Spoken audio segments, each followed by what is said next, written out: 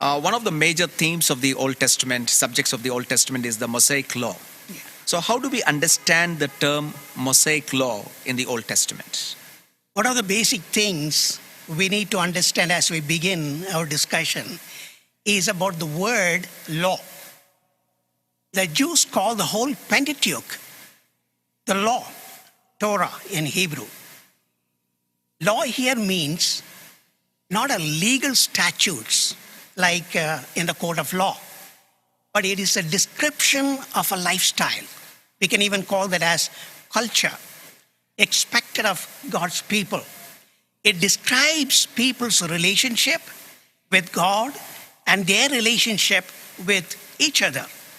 The relationship between God and the people, they are revealed experientially in historical events. I think I need to explain this part of it. Now, how did the people understand their relationship with God?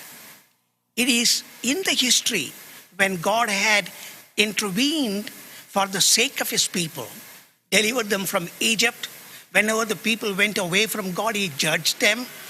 And you can see how God had actively involved in the lives of these people. And therefore, when you talk about the relationship between God and the people of Israel, especially in the Old Testament, you can see this was an experiential understanding of God and their relationship. And this is what we need to understand about the word law.